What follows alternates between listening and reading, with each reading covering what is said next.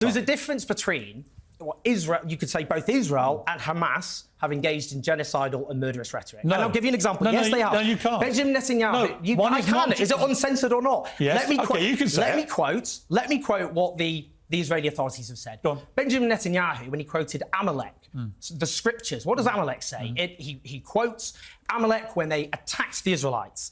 And what God told the Israelites to do was to destroy kill every man, woman, child, and livestock. If I would put it to you, an Islamist leader was quoting a similarly genocidal passage from the Quran, you would not, I would say, Can I respond? hesitate. Can I respond?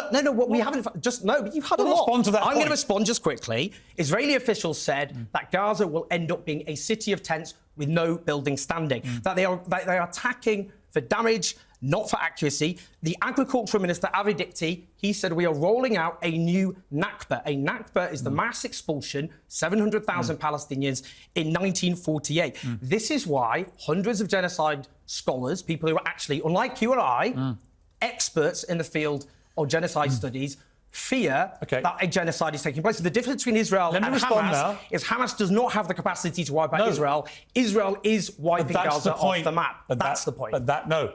You've actually exposed the weakness in your argument. Israel does have the ability to kill everyone in Gaza tomorrow, and they're not doing it. In fact, well, hang on.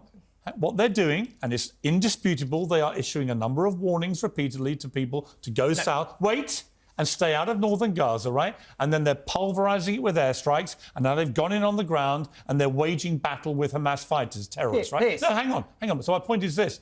Israel could, if they wanted to, kill everyone in Gaza. They decided not to do that. Is your definition... genocide is where you want to kill everyone. Sorry. Your definition of genocide... Because in Ukraine, Vladimir Putin hasn't killed every last Ukrainian. That's simply not happened. No, he hasn't. And nor has he stated his intention to do so.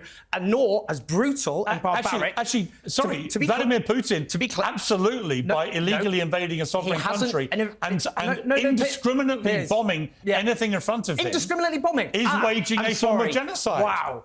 Indiscriminate bombing. Gaza, more than 2 Hiroshima bombs worth have been dropped on East London in the space of 5 weeks. OK, let me ask you two questions. No, you said Ukraine. No, I'm going to have to put this to you. OK. 15,000 people have now been killed now by the Israelis, estimate, in Gaza. 1 in every 200 people in Gaza have now been killed.